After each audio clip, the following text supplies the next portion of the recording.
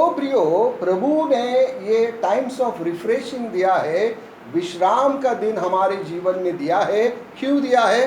ताकि जैसे हम आए वैसे चले ना जाए,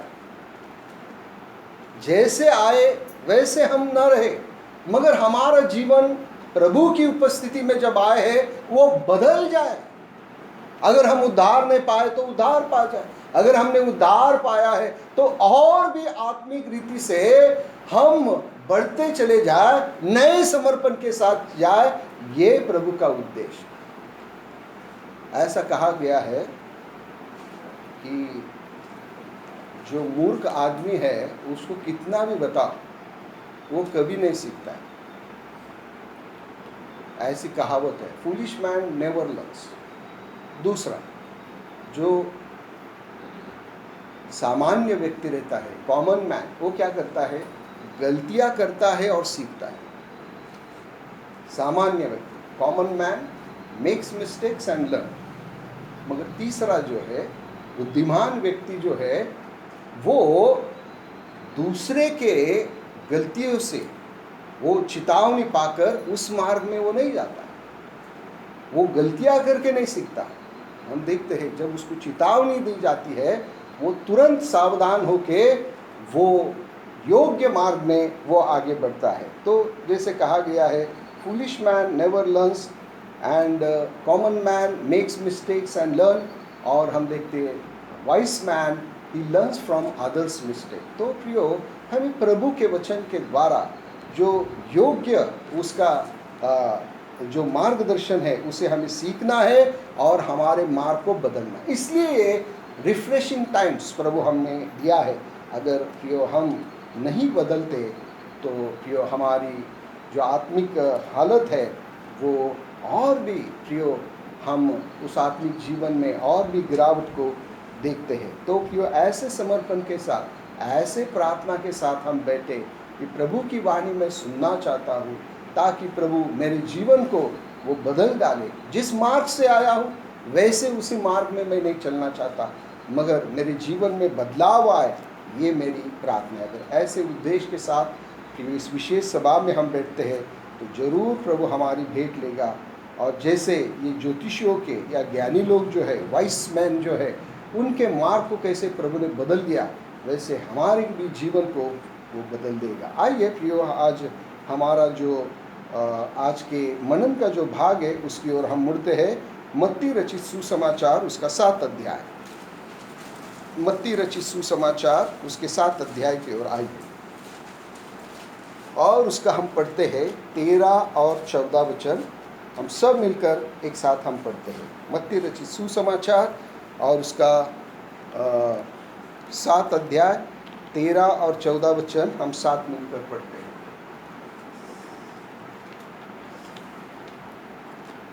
सकेत फाटक से प्रवेश करो, क्योंकि चौड़ा है वो फाटक और सरल है वो मार्ग विनाश को पहुंचाता है, और बहुत से हैं जो उसमें प्रवेश करते हैं। क्योंकि सकेत है वो फाटक, कठिन है वो मार्ग जो जीवन को पहुंचाता है, और थोड़े हैं वो जो उसमें पाते हैं। प्रभु पढ़े हुए शास्त्र भाग को हमारे लिए आशीषित करे। आइए प्रभु की सहायता के लिए हम प्रार्थना करते हैं। प्रेमी स्वर्गीय पिता, स्तुति धन्यवाद देते हुए प्रभु यीशु मसीह के मधुर और मीठे नाम में हम आपके चरणों में आते हैं। धन्यवाद देते हैं इन विशेष सभा के दिनों के लिए। कल का दिन भी हमारे लिए प्रभु आपने आशीषित किया, और फिर एक बार प्रभु आज के दिन के लिए भी हम आपकी ओर ताकते हैं। और सर्वप्रथम इस बात को हम कबूल करते हैं कि आपके सिवा हम कुछ नहीं कर सकते। दयालु प्रभु, हमारी दृष्टि आप ही के ऊपर है, और प्रभु आपसे ही अनुग्रह और बल और स्वर्गीय ज्ञान को हम चाहते हैं। दयालु प्रभु, धन्यवाद देते हैं इन टाइम्स ऑफ रिफ्रेशिंग के लिए। दयालु प्रभु, ताकि हमारा मार्ग बदल जाए और प्रभु के मार्ग में हम चलते हुए उस स्वर्गीय राज और महिमा के लिए हम सिद्ध हो। हमारी नम्र हृदय से प्रार्थना है। धन्यवाद देते हैं दयालु प्रभु, जो स्थानिक रूप से हमारे प्रियो को बोझ दिया ताकि इन विशेष सभा का आयोजन करें, और जो प्रार्थनाएं की गई सारी बातों के लिए धन्यवाद देते हैं।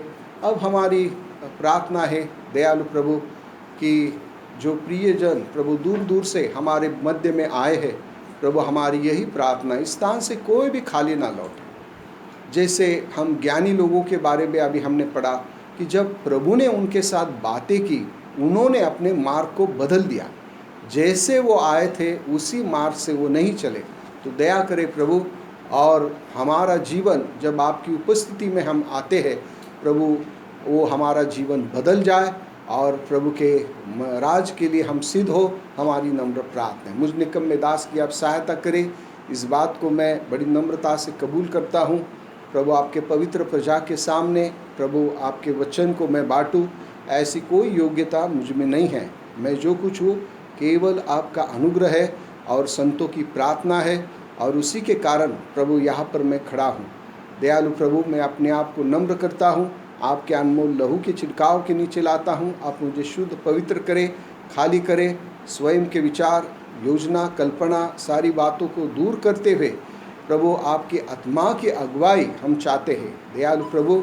और आत्मा के द्वारा आप स्वयं हमारी अगुवाई करें और इस समय को आशीषित करें। जो उद्धार नहीं पाए वो उद्धार पा सके, और जो हम उद्धार पाए हैं और भी आत्मिक बल पाते हुए आपके राज और महिमा के लिए प्रभु हम सिद्ध हो, हमारी नम्र हृदय से प्रार्थना है। जितने प्रियजन इस विशेष सभा के लिए आए हैं उन सब के लिए हम बहुत ही आपके आभारी हैं दयालु प्रभु। इस स्थान को आपके अनमोल लहू के छिड़काव के नीचे लाते हैं। देखी अनदेखी तमाम अंधकार की शक्तियों को बांधे, खुला स्वर का अनुभव दे, आत्मा का अभिषेक दे, और प्रभु की वाणी हम सुन सके, हमारी नम्र प्रार्थना है। सारा महिमा आदर प्रभु आप ही के नाम को देते हुए इस संपूर्ण सेवा को आपके हाथों में सौंपते हुए प्रार्थना और विनती धन्यवाद के साथ उद्धार करता प्रभु यीशु मसीह के नाम में मांगते हैं, आमीन।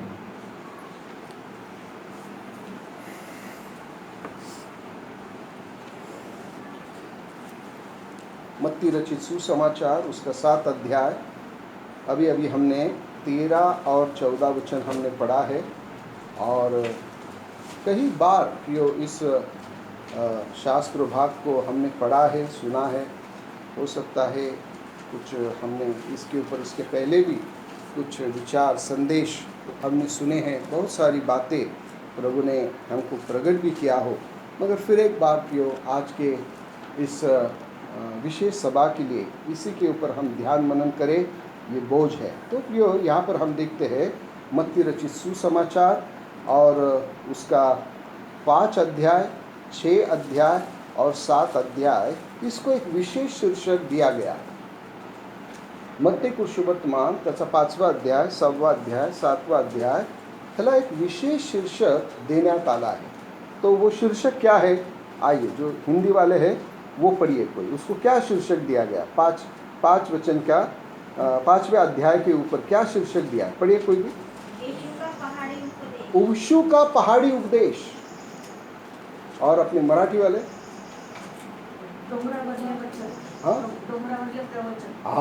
डोंगरावरले प्रवचन। तो यहाँ पर हम देखते हैं कि ये पहाड़ी जो उपदेश है या तो ये डोंगरावर से प्रवचन है, हम देखते हैं ये 5 अध्याय में है, 6 अध्याय में है और 7 अध्याय। इन 3 अध्याय में जो बातें प्रभु ने बताई है उसको पहाड़ी उपदेश करके कहा गया है। और हम देखते हैं अब 7 अध्याय में जब हम आते हैं, हम यहाँ पर देखते हैं कि यहाँ पर ये 13 और 14 वचन में हम देखते हैं, सबसे पहले हम देखते हैं 2 द्वार है, 2 द्वार है। और हम देखते हैं ना केवल 2 द्वार है मगर 2 मार्ग भी है। और ना केवल 2 मार्ग है मगर 2 अंतिम स्थान भी है। एक जीवन की ओर जाता है, स्वर्ग की ओर एक जाता है, और एक विनाश की ओर जाता है, और एक नरक की ओर जाता है। तो हम देखते हैं 2 फाटक, 2 द्वार, 2 मार्ग और 2 अंतिम स्थान यहाँ पर हम देखते हैं।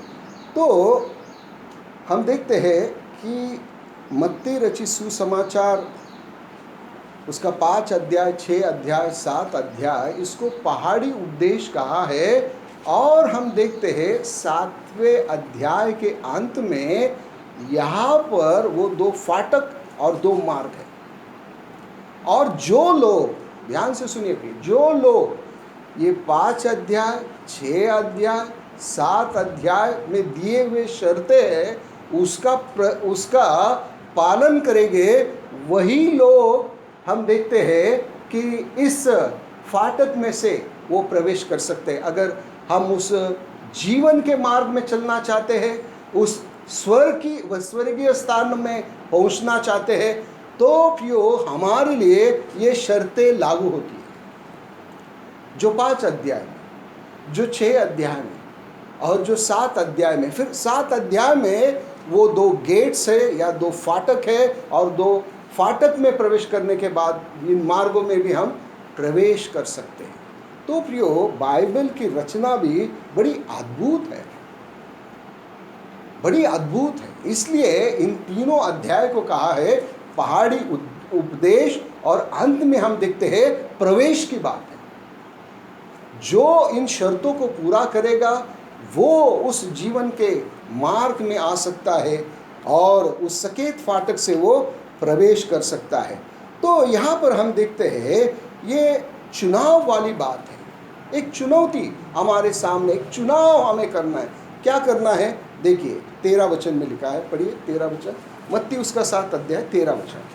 सकेत फाटक से प्रवेश करो, हाँ, क्योंकि चौड़ा है वह फाटक और सरल है वह मार्ग जो विनाश को पहुंचाता है, हाँ, और बहुत से हैं जो उससे प्रवेश करते हैं। हाँ, 14 भी पढ़ ले। क्योंकि सकेत है वह फाटक और कठिन है वह मार्ग हाँ। जो जीवन को पहुंचाता है, हाँ। और थोड़े हैं जो उससे पाते हैं। तो यहाँ पर प्रियो हम देखते हैं कि मनुष्य के सामने चुनाव है। मैं कौन से फाटक से प्रवेश करूंगा, मैं कौन से मार्ग में चलना चाहता हूं, और मेरा अंतिम लक्ष्य क्या है, इसके बारे में हमें चुनाव करना है। और हम देखते हैं आदि से प्रभु मनुष्य के सामने ये चुनाव रखता आया है। आइए पहला हम देखते हैं इस्राएल लोगों के लिए ऐसा चुनाव प्रभु ने उनके सामने रखा था। व्यवस्था विवरण उसका 30 अध्याय, डिटोनॉमी चैप्टर 30, व्यवस्था विवरण उसका 30 अध्याय और उसका 19 वचन। मैं आज आकाश और पृथ्वी दोनों तुम्हारे सामने इस बात की साक्षी बनाता हूँ कि मैंने जीवन और मरण, आशीष और शाप को तुम्हारे आगे रखा है। इसलिए तू जीवन ही को अपना ले कि तू और तेरे वंश दोनों जीवित रहे। तो प्रियो यहाँ पर भी इस्राएल लोगों के सामने प्रभु ने ये चुनौती रखा, और वो क्या कहता है? जीवन और मरण मैंने तेरे सामने रखा है। जैसे हम देखते हैं कि सकेत फाटक, और हम देखते हैं कि जो चौड़ा फाटक है, ऐसे ये 2 चुनाव मनुष्य के सामने रखा था। वैसे व्यवस्था विवरण 30 और 19 में भी देखते हैं जीवन और मरण है, आशीष और शाप है, और उसमें से प्रभु की अगुवाई है कि इसलिए तू जीवन ही को अपना ले कि तू और तेरा वंश दोनों जीवित रहे। मार्गदर्शन भी किया है, क्या चुनाव करना है। ये 2 बातें आपके सामने हैं, जीवन है, मरण है, शाप है और आशीष है, और मैं तुझे कहता हूँ तू जीवन को चुन ले। तो हम देखते हैं आदि से मनुष्य के सामने ये चुनाव प्रभु रखता आया है। दूसरा चुनाव हम देखते हैं यहोशू की किताब उसका 24 अध्याय और उसका 15 वचन। यहोशू की किताब उसका 24 अध्याय और उसका 15 वचन।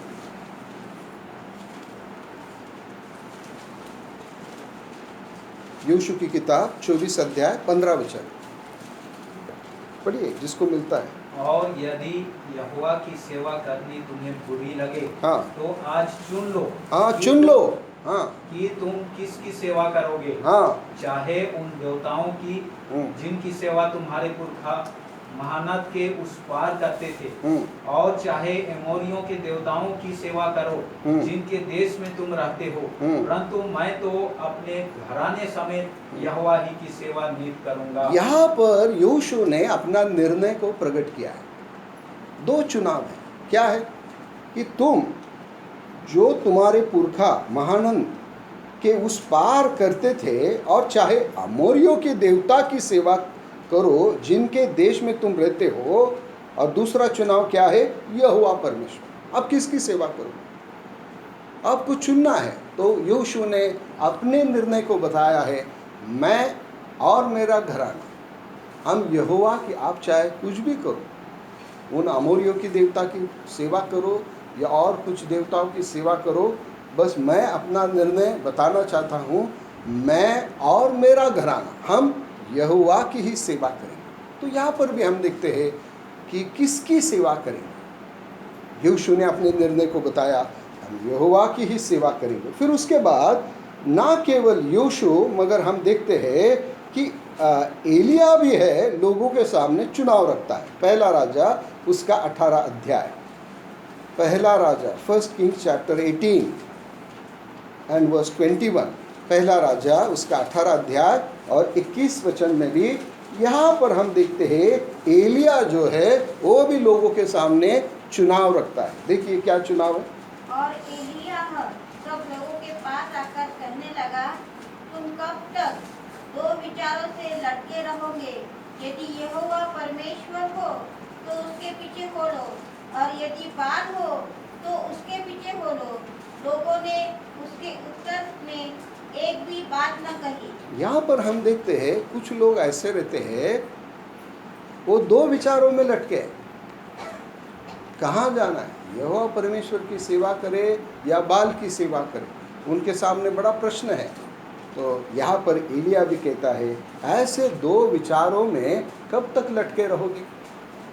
ये कैसी बात है जिसको हम कहते हैं कि न्यूट्रल एटीट्यूड, ना तो हाँ बोलते हैं ना तो ना बोलते हैं, न्यूट्रल है लोग। मगर जो न्यूट्रल है वो सबसे घातक है, वो नाश के बराबर ही है।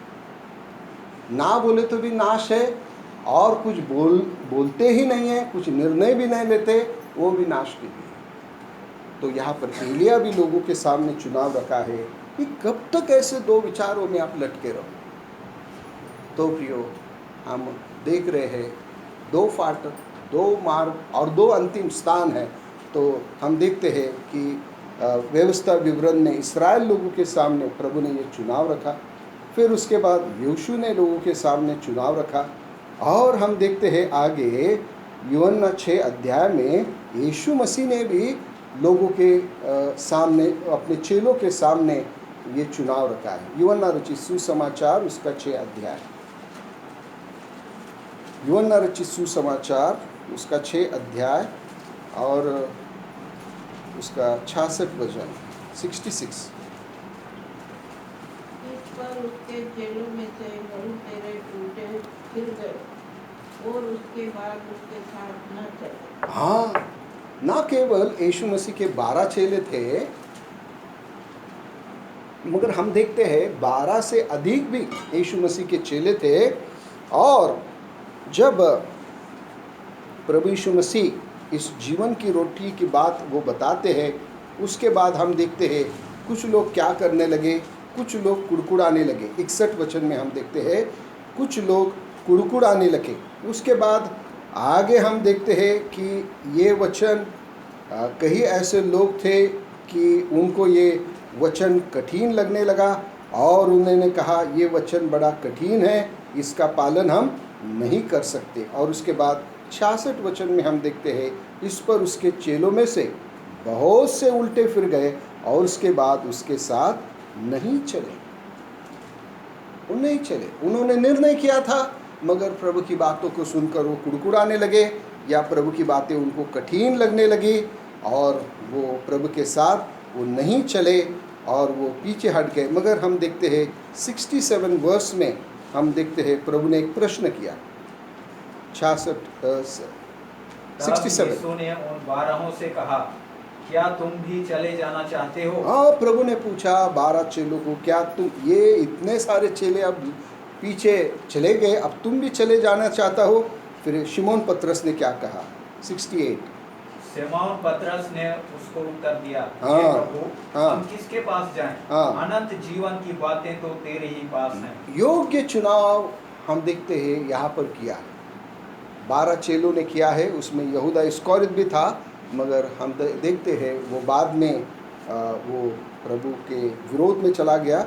मगर बाकी के 11 चेले जो है निश्चित रूप से प्रभु के पीछे वो चलने का उन्होंने निर्णय किया है। तो हम देखते हैं कि प्रियो, आरंभ से ये चुनौती या ये चुनाव जो है मनुष्य के सामने प्रभु ने रखा है, और हम देखते हैं कि कुछ लोग उसका पालन करते हैं, कुछ लोगों को ये कठिन लगता है और वो आगे नहीं बढ़ते हैं।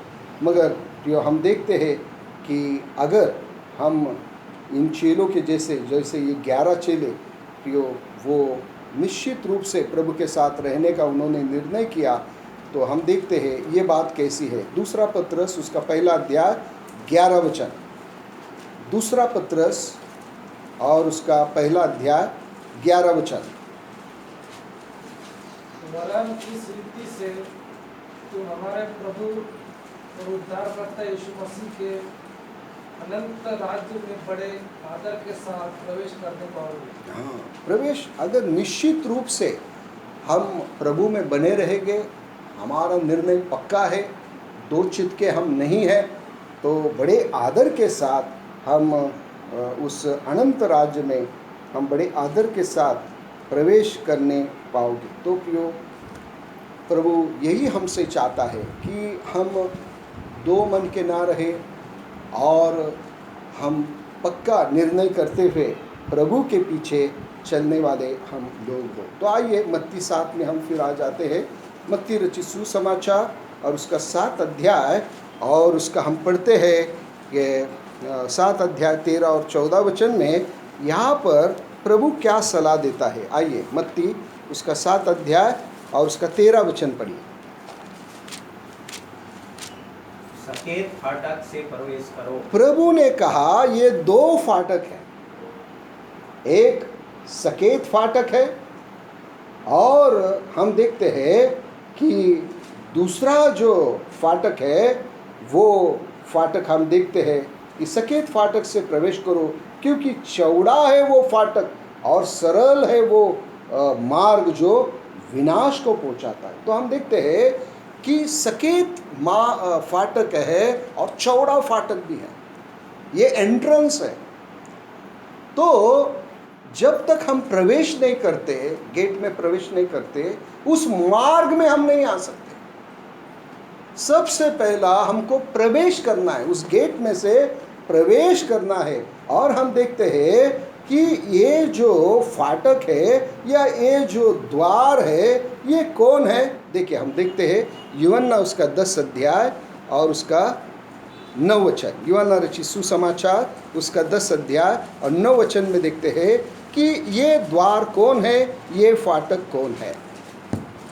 यूहन्ना रचित सुसमाचार उसका 10 अध्याय 9 वचन। द्वार मैं हूँ, यदि कोई मेरे द्वारा भीतर प्रवेश करे तो उद्धार पाएगा और भीतर बाहर आया जाया करेगा। तो यहाँ पर हम देखते यहाँ पर हम देखते हैं प्रभु यीशु मसीह ने कहा द्वार मैं ही हूँ, आई एम द डोर, मी द्वार है।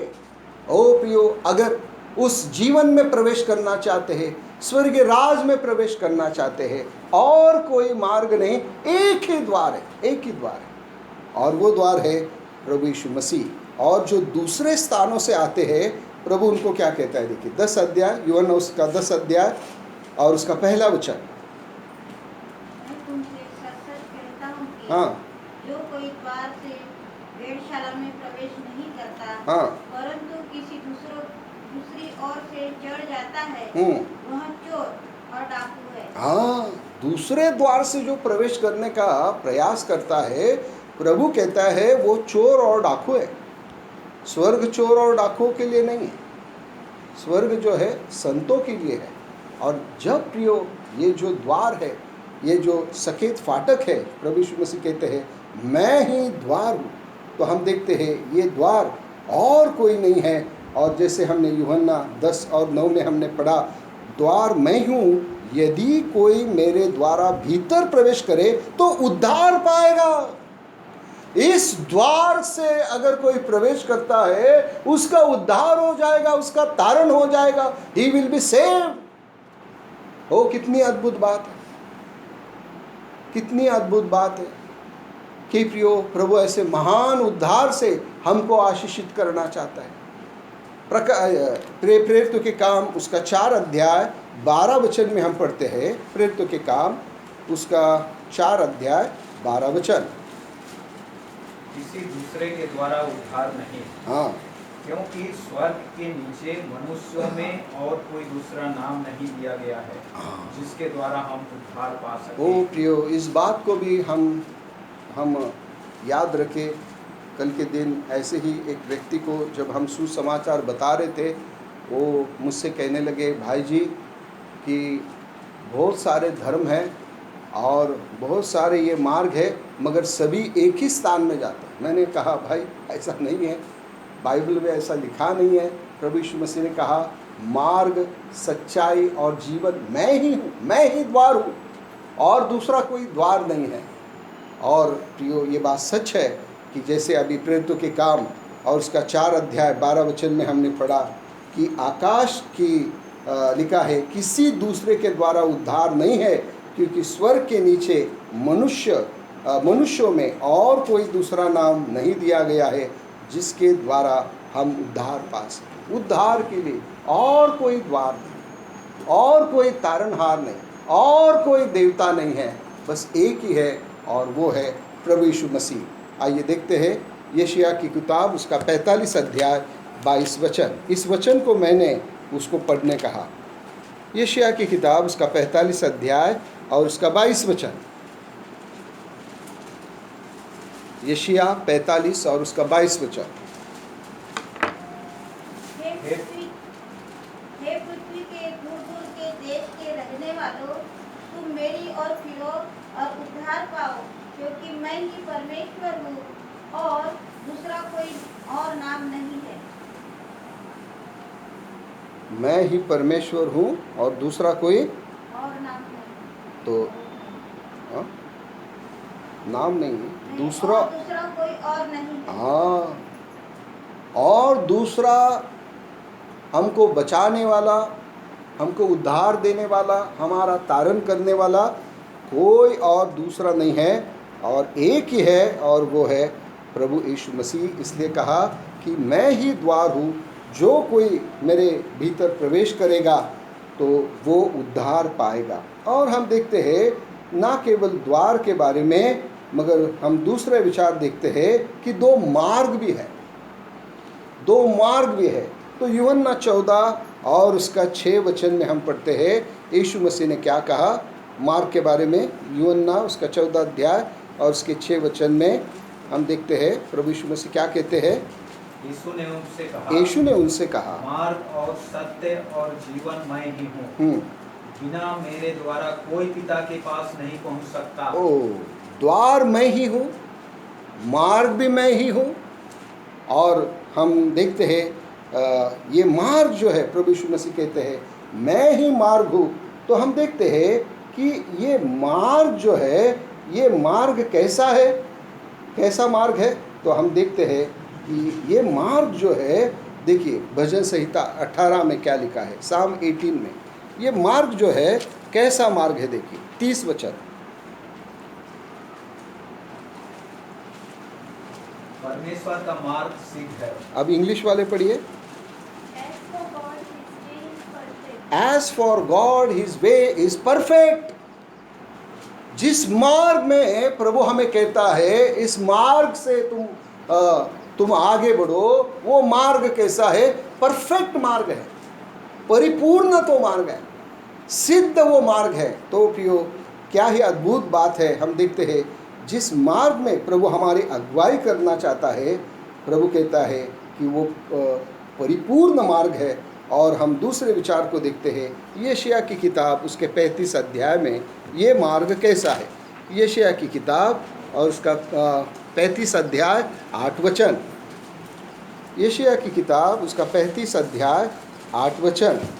वहाँ एक सड़क अर्थात राजमार्ग होगा, वहाँ एक सड़क अर्थात राजमार्ग होगा, उसका नाम पवित्र मार्ग होगा। वो उसका नाम पवित्र मार्ग होगा। ये मार्ग सिद्ध मार्ग है, ये मार्ग पवित्र मार्ग है। क्या ही अद्भुत प्रभु ने उपाय हमारे लिए किया।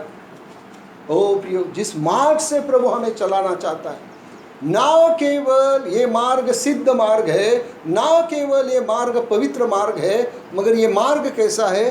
भजन 23 में हम पढ़ते हैं, भजन संहिता 23, स्तोत्र 23, भजन 23, और हम उसका पढ़ते हैं 3रा वचन। वह मेरे जी में जी ले आता है, हाँ, धर्म के मार्गों में वह अपने नाम के निमित्त मेरी अगुवाई करता है। ये धर्म का मार्ग है। This is the way of righteousness. ओ क्या ही अद्भुत प्रभु की योजना हमारे लिए है। ऐसे सिद्ध मार्ग में, ऐसे पवित्र मार्ग में, ऐसे धर्म के मार्ग में प्रभु हमको चलाना चाहता है। इसलिए प्रभु यीशु मसीह ने कहा यूहन्ना 14:6 में, मैं ही मार्ग हूँ, मैं ही मार्ग हूँ, और कोई मार्ग नहीं है। तो प्रियो, सचमुच प्रियो, प्रभु की योजना हमारे लिए कितनी अद्भुत है कि प्रियो ऐसे मार्ग से हमें वो ऐसे मार्ग में वो हमें ले आना चाहता है। तीसरे विचार को हमने देखा कि मत्ती 7 और उसके 14 वचन में हम पढ़ते हैं कि जो इस मार्ग से वो चलेगा, हम देखते हैं प्रभु यीशु मसीह के मार्ग से चलेगा, वो क्या पाएगा? जीवन को पाएगा। मत्ती रचित सुसमाचार उसका 7 अध्याय और उसका पढ़िए 7 वचन 14 वचन। क्योंकि सकेत है वह फाटक और कठिन है वह मार्ग जो जीवन को पहुंचाता है। जो जीवन को पहुंचाता है, वो स्थान क्या है? पहले हमने देखा फाटक, दूसरे विचार हम देखा मार्ग, तीसरा हम देखते हैं स्थान। वो क्या स्थान है? वो जीवन का स्थान है, वो अनंत जीवन का स्थान है, वो स्वर्गीय स्थान है। और ये जीवन कौन है? तो उसी यूहन्ना 14:6 में यीशु मसीह ने कहा, मार्ग, सच्चाई और जीवन मैं ही। तो वही फाटक है, वही मार्ग है और वही जीवन है। ये तीनों बातों को हम यीशु मसीह में पाते। तो प्रियो, ऐसे मार्ग में चलने के लिए वो हमारी अगुवाई करता है और वो हमको कहता है, क्या कहता है? मत्ती उसका 7 अध्याय और उसके 13 वचन में प्रभु ने क्या कहा? सकेत फाटक से प्रवेश करो। एडवाइस है, ये प्रेम भरा सलाह भी वो देता है। सकेत मार्ग से प्रवेश करो, इसमें आपकी भलाई है। चौड़ा भी फाटक है, एक ये सकेत भी मार्ग है, चौड़ा भी मार्ग है। तो मैं कहता हूँ इस सकेत फाटक से तुम प्रवेश करो। तो प्रभु हमको सलाह भी देता है। क्यों ऐसा कहता है प्रभु? सकेत फाटक से प्रवेश करो, क्यों वो कहता है? क्योंकि प्रियो, हमारी हालत कैसी है? यशायाह की किताब उसका 53 अध्याय, यशायाह की किताब उसका 53 अध्याय और हम उसका पढ़ते हैं 6 वचन। यशायाह की किताब उसका 53 अध्याय 53 चैप्टर और उसका 6 वचन। हम तो सब के सब भेड़ों के समान भटक गए थे। ओ, हम सब के सब भटक गए थे। इसलिए प्रभु कहता है इस सकेत मार्ग में आ जाओ। ऐसे ही आपके मार्ग में आप चलते रहोगे, आप सीधा नाश में पहुंच जाओगे, आपका विनाश होगा। अनंत काल के लिए न बुझने वाला अग्नि में आप प्रवेश करोगे। और इसलिए प्रभु कहता है कि सब के सब भटक गए हैं। यशायाह 53 और उसके 6 वचन में जैसे अभी हमने पढ़ा कि हम तो सब के सब भेड़ों के समान भटक गए और हमने हर एक ने अपना अपना मार्ग लिया, प्रभु का मार्ग नहीं लिया। ओ प्रियो, कई बार हम देखते हैं अपने स्वार्थ के खातिर कुछ लोग प्रियो अपने उद्धार के बारे में बड़े लापरवाह रहते हैं। ओ प्रियो, उद्धार से ज़्यादा ये संसारिक कुछ बातें जो है, चाहे आदर की बात हो या कोई स्थान की बात हो या कोई लाभ की बात हो इस संसार में, ओ प्रियो, हम देखते हैं कि वो उसको अपना लेते हैं, मगर उद्धार की ओर अपना मुंह वो फेर लेते हैं। तो यहाँ पर हम देखते हैं कि हमारी हालत क्या है। सब के सब हम भेड़ों के समान भटक गए और हम हरेक ने अपना अपना मार्ग लिया, अपना अपना मार्ग लिया। कोई भी जीवन के मार्ग में नहीं चल रहा है, कोई भी सकेत मार्ग से नहीं चल रहा है। ओ प्रियो, ये मनुष्य की हालत, सब अपने अपने मार्ग में वो चल रहे हैं। हम देखते हैं जैसे रोमी 3:10 में हम पढ़ते हैं कि अपने अपने मार्ग में चलने वाले लोग कैसे हैं। रोमी की पत्री उसका 3 अध्याय और इसका 10 वचन। रोमी की पत्री 3 अध्याय 10 वचन। जैसा लिखा है, कोई धर्मी नहीं, एक भी नहीं। 12 वचन, 12 वचन। सब भटक गए हैं, हाँ। सबके सब निकम्मे बन गए हैं। हाँ। कोई भलाई करने वाला नहीं ओ है, प्रियो, ये एक भी नहीं। हाँ, इसलिए प्रभु कहता है सकेत मार्ग से तुम क्या करो, प्रवेश करो, क्योंकि आपकी हालत क्या है, भटकी हुई हालत है। और इसलिए आपको क्या करना है, मेरे मार्ग से तुम चलो। क्योंकि आपका मार्ग कैसा है, देखिए रोमी की पत्री उसका 3 अध्याय 16 वचन। रोमी की पत्री 3 अध्याय 16 वचन। उनके मार्गों में नाश और क्लेश है। उनके मार्ग में नाश और क्लेश है। मराठी वाले भी पढ़िए। त्यांच्या मार्गात विध्वंस व विपत्ती आहे। जो मार्ग में मनुष्य चलता है उस मार्ग में क्या है, विपत्ति और विध्वंस। ओ प्रियो, हम हमारे मार्ग से जब चलते हैं हम देखते हैं वहाँ पे क्या है, विपत्ति है, विध्वंस है। और प्रियो, हम भारी नुकसान हमारे मार्ग में जब हम चलते हैं भारी नुकसान हम उठाएंगे। और कैसा, हम और एक वचन देखते हैं, 17 वचन। उन्होंने कुशल का मार्ग नहीं जाना। हाँ, उनकी आंखों के सामने परमेश्वर का भय नहीं। तो हम देखते हैं उन्होंने कुशल का, मराठी में पढ़िए। त्यांनी शांतीचा मार्ग ओळखून घेतला नाही। हाँ, प्रभु का मार्ग जो है शांति का मार्ग है। मनुष्य का जो मार्ग है हम देखते हैं वो दुख से भरा हुआ है और नाश का वो मार्ग है। इसलिए लिखा है उन्होंने कुशल का मार्ग नहीं जाना। तो कौन से मार्ग से चल रहे हैं, नाश के मार्ग और क्लेश के मार्ग से जो हम देखते हैं इस संसार में लोग चल रहे हैं। सबके सब भटक गए, प्रभु कहता है। और सबने क्या किया है, अपना अपना मार्ग अपनाया। किसी को लगता है कि जिस मार्ग में मैं चल रहा हूँ बस वो योग्य है, मगर नीति वचन उसका 14 अध्याय 12 वचन में क्या लिखा है। नीति वचन और उसका 14 अध्याय 12 पद में क्या लिखा है, देखिए। नीति वचन 14 अध्याय 12 वचन पढ़िए। ऐसा मार्ग है जो मनुष्य को ठीक देख पड़ता है, परंतु उसके अंत में मृत्यु ही मिलती है। हाँ, मनुष्य को एक मार्ग सीधा दिखाई देता है। ऐसा एक मार्ग है जो मनुष्य को ठीक जान पड़ता है, परंतु अंत में मृत्यु ही मिलती है। तो हम देखते हैं कभी कभी हम हमारे सोच विचार से काम लेते हैं। नहीं, मैं जिस मार्ग से चल रहा हूँ, मैं जो कर रहा हूँ, मैं जहाँ संगति कर रहा हूँ वो सब ठीक ठाक है। मगर प्रियो, उस दिन भारी नुकसान हम उठाएंगे। ओ प्रियो, उस दिन हम देखते हैं जिस मार्ग से हम चल रहे हैं वो मार्ग हम देखते हैं अंत में हमारे लिए मृत्यु की ओर ले जाएगा और भारी नुकसान हम जीवन में उठाएंगे।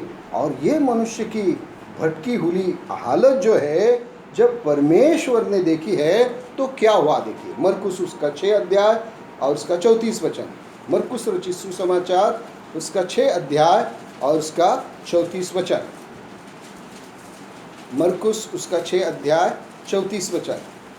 उसने उतरकर बड़ी भीड़ देखी, उसने उतरकर बड़ी भीड़ देखी और उन पर तरस खाया, और उन पर तरस खाया, क्योंकि वे उन भेड़ों के समान थे हाँ जिनका कोई रखवाला ना हो, हाँ। और वह उन्हें बहुत सी बातें सिखाने लगा। ओ प्रियो, यहाँ पर हम देखते हैं कि जब इस बड़ी भीड़ को प्रभु ने देखा है उसने उन पर तरस खाया, क्योंकि उन भेड़ों के समान थे जिनका कोई रखवाला नहीं। इन भटके हुए भेड़ों को बचाने वाला कोई नहीं है। प्रभु ने उनको देखा और उनके ऊपर तरस खाया। और हम देखते हैं कि यही परमेश्वर ओ प्रियो मानव रूप धारण करके उस भटके हुए मार्ग से भटके हुए मनुष्य को, ओ जो जीवन के मार्ग से भटका है, जो नाश की ओर जा रहा है, जो अनंतकालिक नरक की ओर जा रहा है, उसको बचाने के लिए मानव रूप धारण करके इस संसार में आया। फिलिपी की पत्री उसका दूसरा अध्याय, फिलिपी की पत्री उसका दूसरा अध्याय और उसका 6 वचन। फिलिपी की पत्री उसका 2 अध्याय 6 वचन। जिसने परमेश्वर के स्वरूप में होकर भी परमेश्वर के तुल्य होने को अपने वश में रखने की वस्तु ना समझा। हाँ, आगे। वरन अपने आप को ऐसा शून्य कर दिया और दास का स्वरूप धारण किया और मनुष्य की समानता में हो गया। 8 वचन। और मनुष्य के रूप में प्रकट होकर अपने आप को दीन किया। हाँ। और यहाँ तक आज्ञाकारी रहा कि मृत्यु, हाँ क्रूस की मृत्यु भी सह ली। ओ प्रियो, वो तरस खाने वाला जो अच्छा चरवा है, उसने देखा कि मेरी प्रजा जो है, मेरी भेड़ें जो है, वो मार्ग से भटक गई है। अब इसी मार्ग में वो चलती रहेगी, सदा काल के लिए उनका नाश हो जाएगा। तो उनको बचाने के लिए हम देखते हैं स्वयं परमेश्वर मानव रूप धारण करके इस संसार में आया। उसका नाम है प्रभु यीशु मसीह। और इस प्रभु यीशु मसीह ने इस भटकी हुई भेड़ के लिए हम देखते हैं अपने प्राणों को खतरे में डाला है। और कैलवरी के सूली के ऊपर फिर इस भटके हुए भेड़ के लिए प्रभु ने अपना प्राण दिया है। यशायाह की किताब उसका 53 अध्याय और उसका हम पढ़ते हैं 5 और 6 वचन। यशायाह की किताब उसका 53 अध्याय और उसका पढ़ते हैं 5 और 6 वचन। परंतु वह हमारे अपराधों के कारण घायल किया गया। वो हमारे ही अपराधों के कारण वो घायल किया गया। वो हमारे अधर्म के कामों के कारण कुचला गया। हाँ, हमारे ही शांति के लिए उस पर ताड़ना पड़ी। हाँ, कि उसके कोड़े खाने से हम लोग चंगे हो जाए। हाँ, हम तो सब के सब भेड़ों के समान भटक गए थे। हाँ, हमने से हर एक ने अपना अपना मार्ग लिया। हाँ।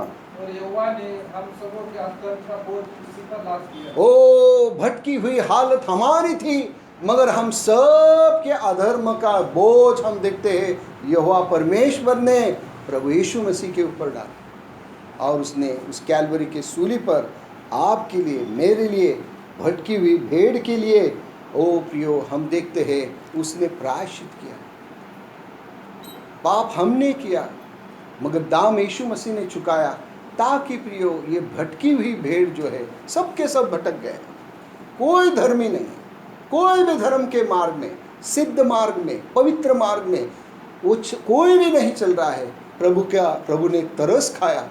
और प्रियो हम देखते हैं कि उसने अपने प्रेम को प्रकट करते हुए, ओ प्रियो, अपने सारे ईश्वरीय वैभव को उसने छोड़कर मानव रूप धारण करके इस संसार में आया। और भटकी हुई भेड़ के लिए हम देखते हैं ओ पापों का बोझ उसने कैलवरी के सूली के ऊपर उठाया। देखो परमेश्वर का मेमना जो जगत के पापों को उठा ले जाता है। और उसने हमारे लिए उस कैलवरी के सूली के ऊपर प्रायश्चित किया। और उसका कारण क्या है? देखिए, इब्रानी की पत्री उसका 10 अध्याय, इब्रानी की पत्री उसका 10 अध्याय और उसका 19 और 20 वचन। इब्रानी की पत्री और उसका 10 अध्याय 19 और 20 वचन। इसलिए हे भाइयों, जब हमें यीशु के लहू के द्वारा हाँ, उस नए और जीवते मार्ग से हाँ, पवित्र स्थान में प्रवेश करने का हियाव हो गया है। हाँ, बड़े ध्यान से प्रियो इस वचन को हम समझने का प्रयास करें। लिखा है इसलिए भाइयों, किस लिए? यीशु मसीह ने जो बलि आपके ऊपर तरस खाया, यीशु मसीह जो आपके लिए कैलवरी के सूली पर मारा गया, उसका कारण क्या था? इसलिए हे भाइयों, जब हम यीशु के लहू के द्वारा उस नए और जीवते मार्ग से पवित्र स्थान में प्रवेश करने का हियाव अब हो गया है। जब यीशु मसीह ने कैलवरी के सूली पर अपना प्राण दिया है, लहू बहाया है, तब क्या हुआ प्रियो? हमारे लिए एक जीवता और नया मार्ग तैयार हो गया। कैसे तैयार हो गया? 20 वचन। जो उसने पर्दे अर्थात अपने शरीर में से होकर हाँ। हमारे लिए अभिषेक किया है। ओ प्रियो, ये मार्ग कैसे तैयार किया? प्रभु यीशु मसीह के शरीर के द्वारा ये मार्ग तैयार हो। मराठी में पढ़िए कृपा करके, इब्रानी उसका 10 अध्याय 19 और 20 वचन। म्हणून बंधुजन हो, त्यांनी पडद्यातून म्हणजे स्वदेहातून, हा, जो नवीन व जीवनयुक्त मार्ग स्वदेहातून जो नवीन व जीवंत मार्ग, हाँ, आपल्यासाठी स्थापित केला। हाँ प्रियो, कितना बड़ा दान दिया है यीशु मसीह। प्रभु ने कहा सकेत मार्ग से प्रवेश करो, मगर क्या कीमत उसने चुकाया। ओ प्रियो, उसका देह हमारे लिए उस सूली पर दिया गया, उसके हाथों में खिले, पैरों में खिले हैं, सर पर कांटों का ताज है, लोग उसके मुंह के ऊपर थूक रहे हैं, उसके दाढ़ी के बाल नोच रहे, ओ उसको कोड़ों की मार पड़ रही है, ओ उसके सीने में भाला मार दिए हैं। क्यों ये सब सह रहा है? ताकि उस नए और जीवित मार्ग से उस पवित्र स्थान में, उस जीवन के राज स्थान में हम प्रवेश करें। क्या अद्भुत परमेश्वर की योजना हमारे लिए है। यूं ही प्रभु यीशु मसीह ने कहता सकेत मार्ग से प्रवेश करो। तो प्रियो, ये प्रवेश देने के लिए भारी दाम उसने चुकाया। हमको सिर्फ मार्ग में चलना है, मगर दाम जो है प्रभु यीशु मसीह ने हमारे लिए चुकाया है। ओ प्रियो, वो मार्ग हमारे लिए तैयार करने के लिए उसने अपनी जान दी है, लहू बहाया। इसलिए मराठी में बहुत ही अच्छा ट्रांसलेशन है, त्याच्या देहामधून त्यांनी जिवंत आणि नवीन मार्ग तैयार केला। ओ प्रियो, क्या ही अद्भुत कैलवरी का काम। ओ प्रियो, हम देखते हैं प्रभु यीशु मसीह ने हमारे लिए कितना अपने अद्भुत प्रेम को प्रभु ने प्रकट किया, एक नया और जीवित मार्ग। क्यों? क्योंकि जिस मार्ग को हमने अपनाया था वो मृत्यु की ओर जा रहा था, वो नाश की ओर जा रहा था, वो नरक की ओर जा रहा था। इसलिए उद्धारकर्ता यीशु मसीह, ओ प्रियो, स्वर्गीय वैभव को छोड़कर इस संसार में आया, हमारे पापों के बोझ को उसने उठा लिया और अपने देह को अर्पण करते हुए वो एक जीवित और पवित्र मार्ग हमारे लिए तैयार किया, जो कहा जाता है उस पवित्र स्थान में जाता है, उस स्वर्ग में जाता है। इसलिए प्रभु यीशु मसीह कहते हैं मैं ही मार्ग। इस संसार में हमारे लिए ऐसा कोई दाम नहीं चुका है। ओ प्रियो, और ऐसे उस आशीष के स्थल में अगर हम पहुंचना चाहते हैं तो उसके लिए एक ही द्वार यीशु मसीह, एक ही मार्ग है यीशु मसीह, और जीवन देने वाला एक ही है, वो भी यीशु मसीह। और ऐसा दाम देने के बाद अब वो प्रभु क्या कहता है, देखिए यशायाह की किताब उसका 30 अध्याय 21 वचन। यशायाह की किताब और उसका 30 अध्याय, यशायाह की किताब उसका 30 अध्याय और उसका 21 वचन। जब कभी तुम दाहिनी या बाईं ओर मुड़ने लगो, हाँ, जब तुम कभी दाहिनी और बाईं ओर मुड़ने लगो, तब तुम्हारे पीछे से यह वचन तुम्हारे कानों में पड़ेगा। ओ, तब तुम्हारे पीछे से ये वचन तुम्हारे कानों में पड़ेगा। क्या कहेगा वो? मार्ग यही है, मार्ग यही है, हाँ, इसी पर चलो, इसी पर चलो, और कोई मार्ग नहीं है। ओ, जीवन में शांति पाना चाहते हो, जीवन में आनंद पाना चाहते हो, जीवन में सुखी होना चाहते हो, प्रभु कहता है यही वो मार्ग, इसमें तुम चले, और कोई मार्ग नहीं संसार।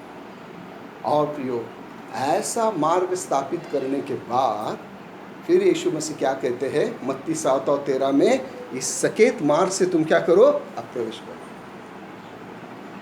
सकेत मार्ग से प्रवेश करो। मैंने तुम्हारे लिए मार्ग तैयार किया है। आपका मार्ग कहाँ जा रहा है? नरक की ओर जा रहा है। मेरा मार्ग कहाँ जा रहा है? जीवन की ओर, स्वर्ग की ओर। ओ, मैं तुम्हें जीवन देने आया और बहुतायत का जीवन देने आया हूँ। ओ प्रियो, तो ऐसा स्वर्गीय जीवन प्रभु हमको देना चाहता है। ओ प्रियो, क्या हमने ऐसे मार्ग को हमने चुन लिया है? क्या अभी तक हमने ऐसे फाटक से हमने प्रवेश किया है? वो किया है। प्रभु कहता है ऐसे मार्ग से तुम क्या करो, प्रवेश करो। तो प्रियो, हम देखते हैं कि ऐसे मार्ग से जब प्रभु चाहता है कि हम प्रवेश करें, तो प्रियो कैसे हम इस मार्ग से हम कैसे प्रवेश कर सकते हैं? तो प्रियो, हम यहाँ पर देखते हैं ये 2 मार्ग है, जो 2 मार्गों के बारे में प्रभु कहते हैं, 2 फाटकों के बारे में और 2 मार्गों के बारे में जो प्रभु ने कहा है, उसके बारे में हम देखते हैं ये क्या है। ये 2 मार्ग जो है ये क्या है? कई बार हम ऐसे सोचेंगे कि ये 2 मार्ग जो है, एक मार्ग जो यीशु मसीह के ऊपर विश्वास करते हैं उनके लिए ये मार्ग है, सच बात है, ये सच है। और दूसरा मार्ग जो है, जो अन्य जाति लोग चल रहे हैं, वो एक मार्ग। मगर प्रभु के वचन में प्रभु इन 2 मार्गों के बारे में बताते हुए फिर वो क्या कह रहा है, इसमें क्या सच्चाई प्रभु प्रकट करना चाहता है। याद रखिए, 2 फाटक है, 2 मार्ग है और 2 अंतिम स्थान। कुछ लोग चौड़े मार्ग से जा रहे हैं, कुछ लोग सकेत मार्ग से जा रहे हैं। अब सकेत मार्ग से चलने वाला वो कहाँ पहुंचना चाहता है? हाँ? स्वर्ग में पहुंचना चाहता है। और चौड़े मार्ग से भी चलने वाला, याद रखिए, वो भी स्वर्ग पहुंचना चाहता है। ये क्या बात है? प्रभु किसके बारे में बताया?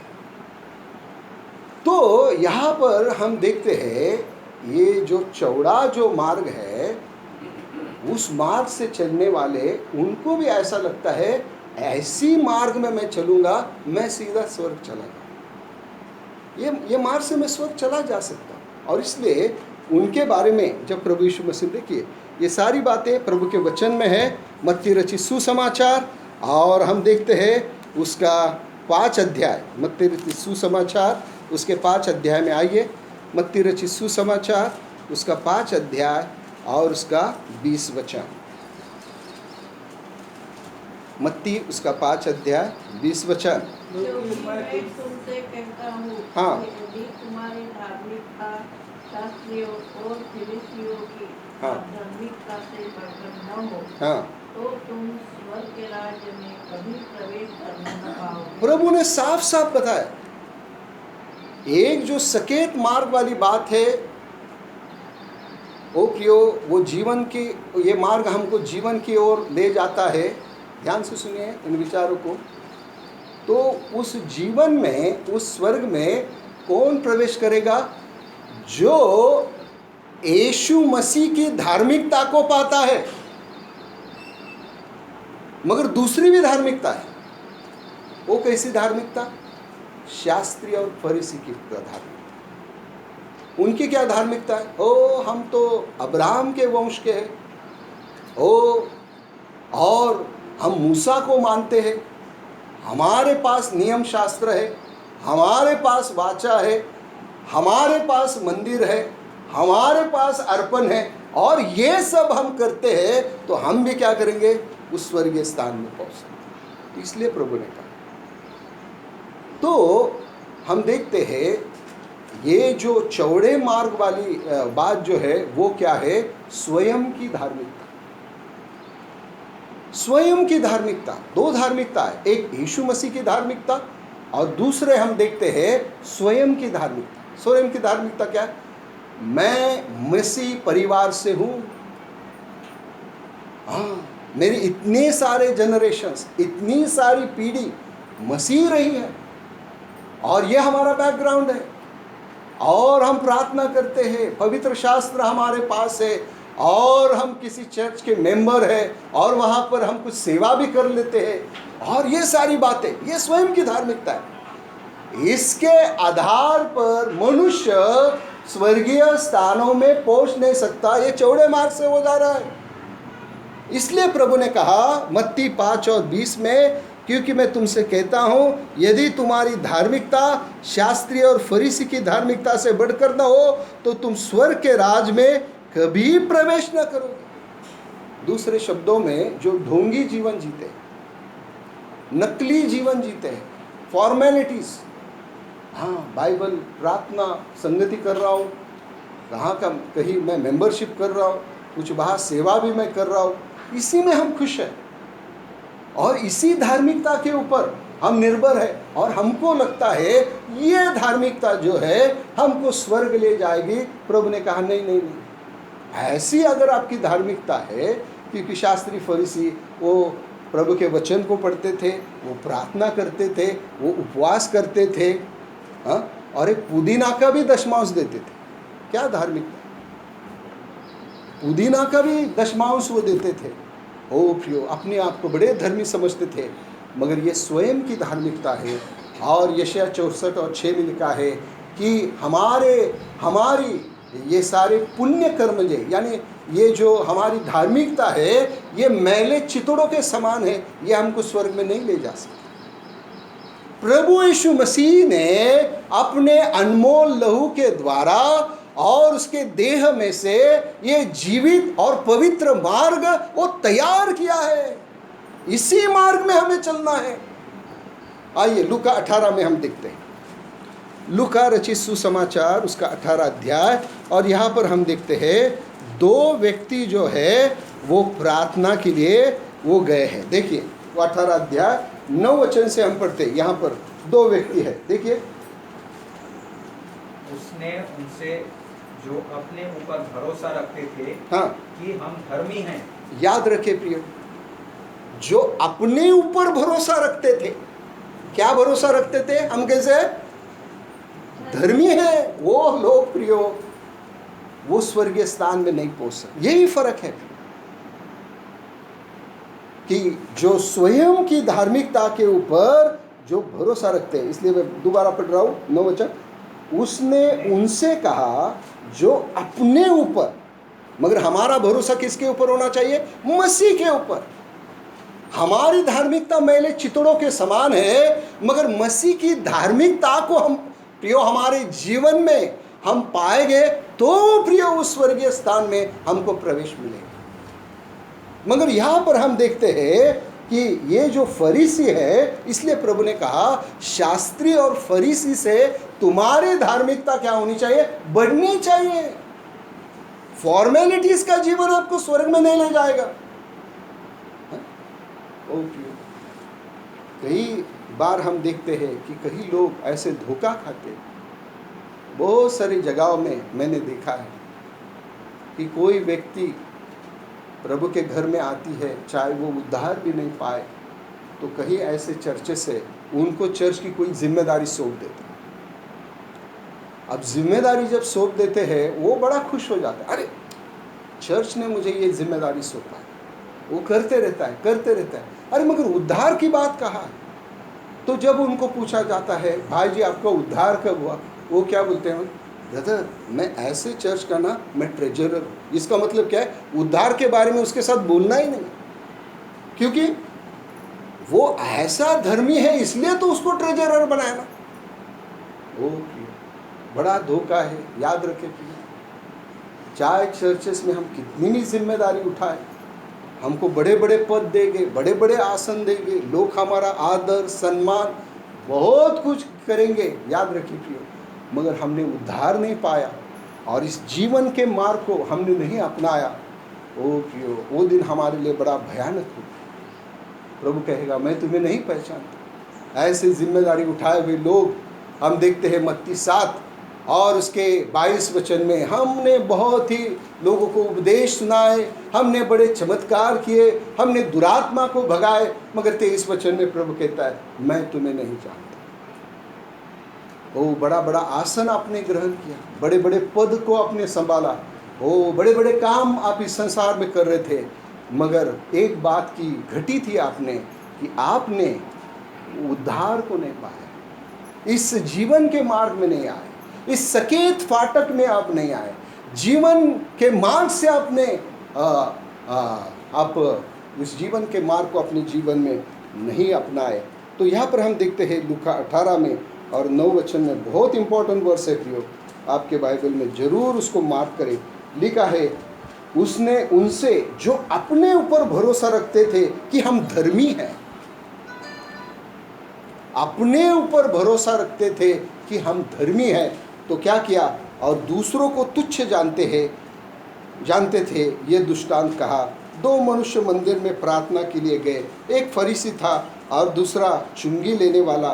फरीसी खड़ा होकर अपने मन में यो प्रार्थना करने लगा, हे परमेश्वर, मैं तेरा धन्यवाद करता हूँ कि मैं दूसरे मनुष्य के समान अंधेर करने वाला, अन्याय, व्यभिचारी नहीं और इस चुंगी लेने वाले के समान हूँ, न इस चुंगी लेने वाले के समान हूँ। 12 वचन, मैं सप्ताह में 2 बार उपवास करता हूँ और मैं सब कमाई का 10वां अंश में देता हूँ। ओ प्रियो, हम देखते हैं ये स्वयं की धार्मिकता है, जो अपनी ऊपर वो भरोसा करते हैं, जो स्वयं की धार्मिकता के ऊपर भरोसा करते हैं, स्वर्ग का राज उनके लिए नहीं।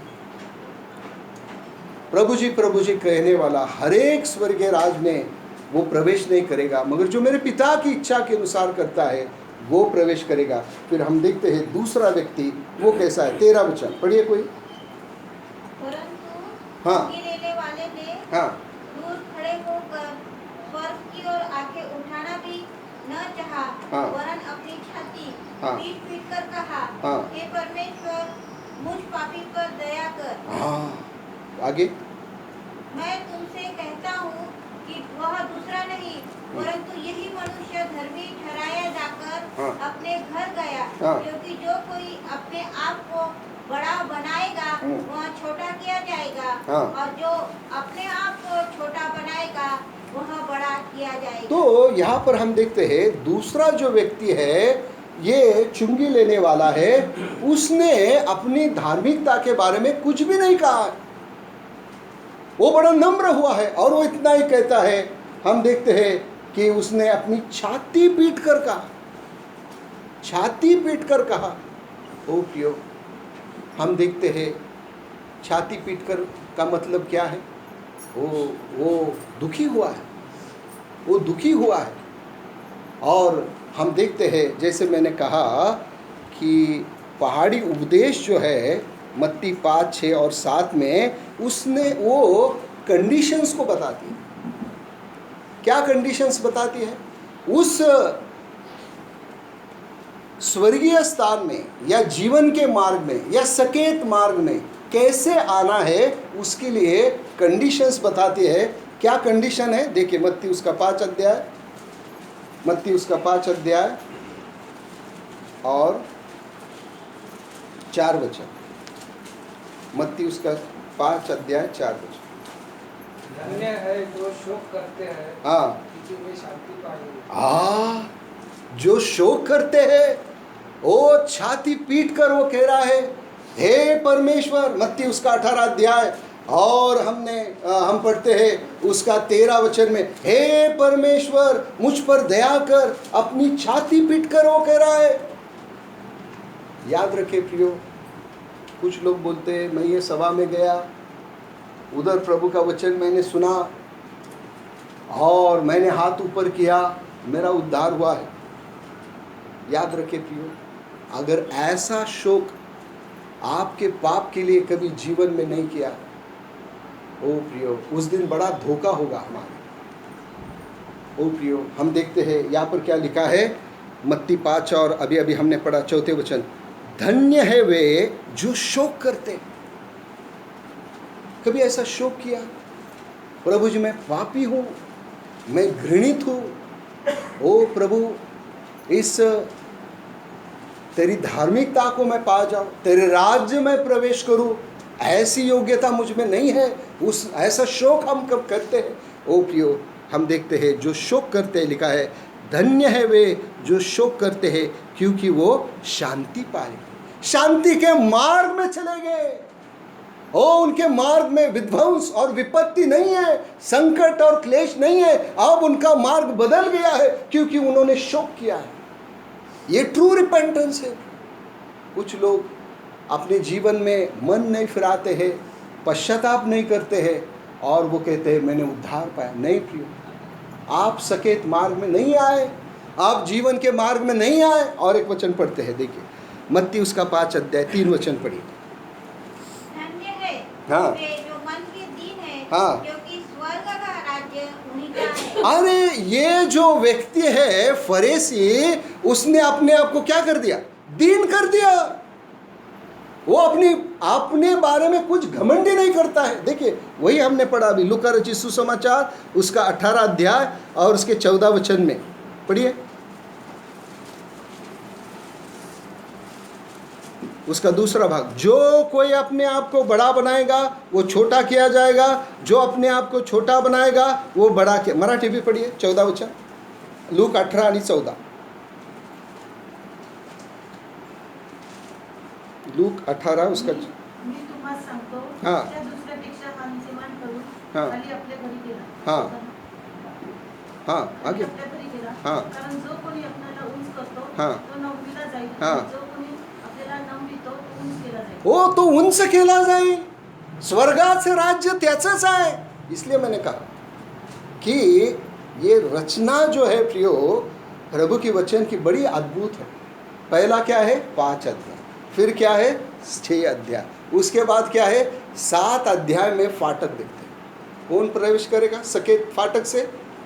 जो प्रियो अपने आप को दीन करता है, जो शोक करता है, छाती पीट पीट कर उसने कहा हे परमेश्वर मुझ पापी पर तू दया कर। मगर फरीसी वो अपनी धार्मिकता के ऊपर वो निर्भर है और इसलिए हम देखते हैं उसको शांति मिली, वो सकेत मार्ग से वो प्रवेश नहीं कर पाए। मेरे प्रिय भाई और बहनों, यहाँ पर जो कोई है अभी तक प्रियो इस उद्धार के पहचान में नहीं आए, ओ प्रियो ये 2 मार्ग के बारे में कई बार हमने सुना है, मगर प्रियो फिर एक बार प्रभु की वाणी हमारे कानों तक प्रभु ला रहा है कि अगर इस सकेत मार्ग में, इस जीवन के मार्ग में अगर हमें चलना है तो शर्तें पूरी करनी। मैंने हाथ ऊपर किया, प्रभु को ग्रहण किया, बात खत्म हुई, ऐसी नहीं की। जीवन में सच्चा पश्चाताप, छाती पीट पीट कर वो कह रहा है ओ प्रियो मुझ पापी पर तू दया कर। और हम देखते हैं उसने अपने आप को क्या किया? वो प्रियो अपने आप को दीन कर दिया, वो अपने आप को दीन कर दिया। और परमेश्वर का राज किसके लिए है? घमंडियों के लिए नहीं। हो प्रियो आज हम देखते हैं कि सबसे बड़ी मुसीबत मनुष्य की ये है कि मैंने गलती किया है, मैंने पाप किया है, ये बात मनुष्य कबूल ही नहीं करना चाहता। कलीसिया में बड़ी बड़ी जिम्मेदारी उठाना चाहता है। जैसे मैंने कहा कि कुछ लोगों को चर्चेस में ट्रेजरर भी बना देते और कई बड़े बड़े ओ प्रियो उनको जिम्मेदारी देते हैं। प्रियो ऐसे ही एक स्थान में मुझे सुसमाचार देने के लिए एक भाई मुझे ले गए और उस परिवार में 2 बहनें थी और एक उनकी बड़ी बहन जो थी वचन सुनने के बाद उन्होंने कहा कि मैं प्रभु यीशु मसीह को ग्रहण करना चाहती हूँ। मैंने कहा जरूर आप ग्रहण करो। और वो घुटना भी नहीं टेक सकती थी और घुटना टेकने का प्रयास कर। मैंने कहा सिस्टर आप घुटना नहीं टेक सकते तो मत टेकिए, आप चेयर में बैठ के भी प्रभु को ग्रहण करो। वो इतनी डर गई वचन सुनने के बाद, नहीं बोली मैं घुटना टेकूंगी। मैंने कहा देखो संभाल के टेक। तो घुटना टेक कर उसने पश्चाताप करते हुए प्रभु को उसने ग्रहण किया। वहाँ पर प्रियो सेवा खत्म हुई। मैं और जो भाई मुझे लेके गए थे हम उनके घर से बाहर निकले। बाहर जाने के बाद जिस व्यक्ति ने वहाँ मुझे लेकर जो गए थे उन्होंने मुझे पूछा ब्रदर ये कौन है आपको मालूम है क्या?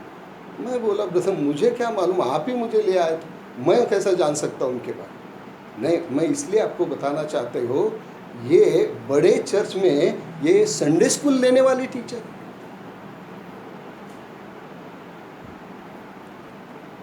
हम देखते हैं कई चर्चेस में लोगों को बड़ी बड़ी जिम्मेदारी दी जाती है। किसी को यूथ लीडर बनाते हैं, किसी को संडे स्कूल टीचर बनाते हैं और किसी को वडील बनाते हैं, एल्डर बनाते हैं। मगर वास्तविकता क्या है? उदाहरण अभी जैसे उदाहरण मैंने बताया, वो व्यक्ति क्या ले रही है? संडे स्कूल ले रही है मगर उद्धार कब हुआ? अभी। तो बिना उद्धार के संडे स्कूल कैसे ले सकते? कहने का मतलब ये है कि मनुष्य हो प्रियो इतना दुष्टता से प्रियो हृदय भरा रहता है, वो नम्र नहीं होना चाहता अपनी धार्मिकता के ऊपर। मगर हम देखते हैं स्वर्ग का राज किसके लिए है? मत्ती उसका 5 अध्याय और उसका 6 वचन। वे जो धर्म के भूखे और प्यासे हैं, क्योंकि वे तृप्त किए जाएंगे। मराठी पढ़े। जे नीतिमत्वाचे भुकेले व ताणलेले ते धन्य, कारण ते तृप्त होतील। ओ प्रियो, क्या हमारे हृदय में ये धार्मिकता के लिए कुछ भूख और प्यास है? तो प्रियो, अगर ऐसी प्यास है तो इस सकत मार्ग से हम प्रवेश कर सकते हैं जीवन के मार्ग में। अगर धार्मिकता के लिए कोई भूख और प्यास नहीं है, अरे मैं धर्मी बनना चाहता हूँ, नहीं, मेरी धार्मिकता ही अच्छी है, मैं बाइबल पढ़ रहा हूँ, मैं प्रार्थना कर रहा हूँ, मैं किसी कलीसिया में मैं सदस्य हूँ, वो बड़ी बड़ी जिम्मेदारी उठा रहा हूँ वहाँ पर। स्वयं की धार्मिकता, यीशु मसीह की धार्मिकता के लिए कोई भूख और प्यास नहीं है, कोई भूख और प्यास नहीं। इन शर्तों को हम प्रियो पूरा नहीं करेंगे, 7 अध्याय में हम आ ही नहीं सकते। 5 अध्याय की शर्तें पूरा करो। मन के हम दीन होना चाहिए। घमंडी व्यक्ति ईश्वर के राज में प्रवेश कर ही नहीं सकता। घमंड क्या है प्रियो? एक शैतान का गुण है जो लूसीफर में घमंड आया था। वो घमंड वाली आत्मा है, उसको स्वर्ग में प्रवेश नहीं देगी। ओ प्रियो, दूसरी बात को हमने देखा, शोक करना चाहिए, पाप के लिए दुखी होना चाहिए। ओ मैंने प्रभु के विरोध में पाप किया, जैसे दाऊद कहता है भजन 51 और उसके 4 में, हे परमेश्वर तेरे विरोध मैंने पाप किया। हे देवा तुझा विरुद्धच में पाप। क्या ही भारी शोक, पूरे 51 स्तोत्र में लिखा है। ओ प्रियो, ऐसे लोगों के लिए राज है। इसलिए वो कहता है कि मैं उसके घर में सदा के लिए रहूंगा। क्यों? शोक किया प्रियो, वो दीन हो गया। एक जगह लिखता है भजन 31 में, मैं टूटे बर्तन के समान हूं। याद रखिए, हमारी स्वर्ण की धार्मिकता, हमारा फैमिली बैकग्राउंड, हमारी क्रिश्चियनिटी स्वर्ग में हमें नहीं ले जाएगी। शर्तें पूरा करना है। 5 अध्याय में प्रियो ये शर्तें हम देखते हैं कि जो धार्मिकता के भूखे और प्यासे, किसकी धार्मिकता? यीशु मसीह की धार्मिकता। ओ प्रियो, और ऐसा अगर हम हैं तो हम क्या किए जाएंगे? तृप्त किए जाएंगे। तो प्रियो, अगर हम नम्र नहीं होते, हम पाप के लिए शोक नहीं करते हैं, और धार्मिकता, किसकी धार्मिकता? यीशु मसीह की धार्मिकता, जो मुझे स्वर्ग ले जाएगी, जो मेरे जीवन में शांति लाएगी। आइए देखते हैं यशायाह की किताब में इस धार्मिकता के बारे में क्या लिखा है। यशायाह की किताब और उसका 32 अध्याय। यशायाह की किताब और उसका 32 अध्याय और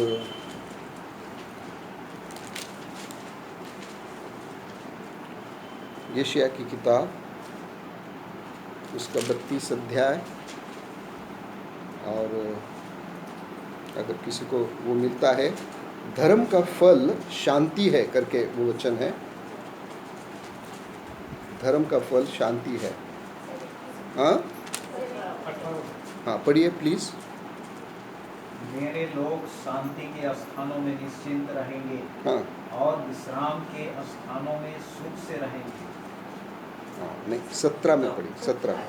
और धर्म का फल शांति और उसका परिणाम सदा का चैन और निश्चिंत रहना होगा। ध्यान से सुनिए प्रियो, मराठी भी पढ़िए कृपा करके। नीतिमत्तेचा परिणाम शांती व तिचे फल सर्व काळचे स्वास्थ्य व निर्भयता आहे। नीतिमत्वाचा काय परिणाम है? शांति। ध्यान से सुनो प्रियो ये विचार। इंग्लिश में भी बड़ा सुंदर है, पढ़िए इंग्लिश वाले।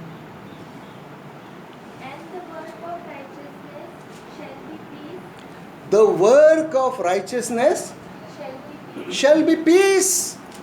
ये धर्म का काम हमारे जीवन में जब पूरा होगा ना प्रियो, तब हमको शांति मिलेगी, नहीं तो शांति नहीं मिलेगी। और ये धार्मिकता का काम कौन हमारे जीवन में कर सकता है?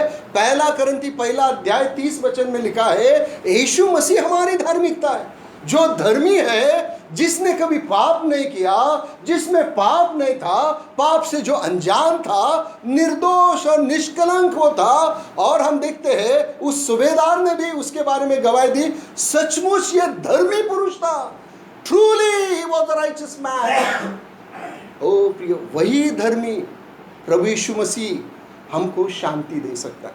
तो प्रियो, ये धार्मिकता का काम जब हमारे जीवन में होगा तो हमारे जीवन में शांति आ सकती है। बहुत से लोग बोलते मैंने उद्धार पाया, मैंने उद्धार पाया, मगर दुख की बात क्या है, उनके जीवन में शांति नहीं है। उनके जीवन में शांति क्यों नहीं? क्योंकि ये धार्मिकता का जो काम होना चाहिए, ये काम कैसे होगा? तो हम देखते हैं रोमी की पत्री उसका 5 अध्याय। रोमी की पत्री 5 अध्याय और उसका पहला वचन। रोमी की पत्री 5 अध्याय पहला वचन। जब हम विश्वास से धर्मी ठहरे तो अपने प्रभु यीशु मसीह के द्वारा परमेश्वर के साथ मेल रखें। हाँ, प्रभु यीशु मसीह के द्वारा we have peace with God. ओ प्रियो, ये धार्मिकता हमको यीशु मसीह से मिलेगी। और ये धार्मिकता देने के लिए प्रभु यीशु मसीह ने क्या किया है? दूसरा करंती 5 और 21 में हम देखते हैं। दूसरा करंती उसका 5 अध्याय और 21 वचन। जो पाप से अज्ञात था, जो पाप से अज्ञात था, उसी को उसने हमारे लिए पाप ठहराया, हाँ, कि हम उससे होकर हाँ। परमेश्वर की धार्मिकता बन जाए। ओ, परमेश्वर की धार्मिकता हमको कैसे मिलेगी? जब जो यीशु मसीह के ऊपर हम विश्वास करेंगे, उसको हमारा उद्धारकर्ता करके ग्रहण करेंगे, तब क्या होगा? यीशु मसीह अपने हमारे पापों को अपने ऊपर लेगा और उसकी धार्मिकता हमको देगा। और जब ये धार्मिकता हमको मिलेगी, जैसे अभी हमने यशायाह के 32 और 17 में देखा कि the work of righteousness is peace. ये धार्मिकता का काम जब हमारे जीवन में पूरा होगा, हमारे जीवन में शांति आ जाएगी। इसलिए यीशु मसीह ने कहा, हे परिश्रम करने वालों, बहुत से दबे हुए लोगों, मेरे पास आओ। इस संसार में और कोई धर्मी नहीं है। ओ, मैं ही वो धर्मी हूँ, मैं ही हूँ पवित्र हूँ, मैं हूँ मार्ग हूँ, मैं हूँ सच्चाई, मैं हूँ जीवन, आओ मेरे पास। याद रखिए, हमारी धार्मिकता जो है, जैसे फरीसी की धार्मिकता, ये 2 मार्ग वाली यही बात है। जो अपनी धार्मिकता के ऊपर, लूका 18 और 9, जो अपनी धार्मिकता के ऊपर भरोसा करते थे, ओ प्रिय, वो चौड़े मार्ग। शास्त्री और फरीसी यीशु मसीह के ऊपर क्यों नहीं विश्वास किया? क्योंकि उनको लगता था, ये कौन है? ये तो वो बड़ाई का ये पुत्र है। अरे, इसके माता पिता हमारे यहाँ रहते हैं, इसके भाई बहन हैं, इसको कैसे हम उद्धारकर्ता करके ग्रहण करें? ओ, हमारी धार्मिकता तो क्या है? ओ, हम तो अब्राहम के वंश के हैं, हम यहूदी हैं। ओ, हमारे पास यरूशलेम है, हमारे पास अर्पणे हैं। ओ, हम प्रार्थना करते हैं। ओ, हम दशमांश लेते हैं। ओ, बिना हाथ धोए हम खाना भी नहीं खाते। बाजार में जाने के बाद आकर हम नहाते हैं। क्या शुद्धता है! मगर याद रखिए, जब तक हम अपने आप को दीन नहीं करेंगे, हमारे पापों के लिए शोक नहीं करेंगे, धार्मिकता के लिए, यीशु मसीह की धार्मिकता के लिए, आइए प्रिय वो वचन पढ़े, मत्ती 5 और उसका 6 वचन। मत्ती 5 और उसका 6 वचन। धन्य है वे हाँ, जो धार्मिकता के भूखे और प्यासे हैं, हाँ, क्योंकि वे तृप्त किए जाएंगे। ओ प्रियो, अगर ऐसे भूख और प्यास से आप इस मीटिंग में आए हो, प्रभु आपको धार्मिकता देकर यहाँ से आशीषित करके भेजेगा। स्वयं की धार्मिकता को छोड़ो, प्रभु यही कहता है। प्रभु हमें यहाँ पर क्यों लाया? मन अपना मार्ग छोड़ दे। और जैसे हमने पढ़ा भजन 23 के 3 में, कैसे चलाता है? वो धर्म के मार्ग से चलाता है। मगर उसके लिए ये धर्म के मार्ग से हम कैसे चलेंगे? हमारा मार्ग छोड़ना है। देखिए, उसके बारे में भी हम पढ़ते हैं कि प्रभु चाहता है कि हम क्या करें? हमारे मार्ग को छोड़ दें एज़ेकिएल की किताब में देखते, एज़ेकिएल की किताब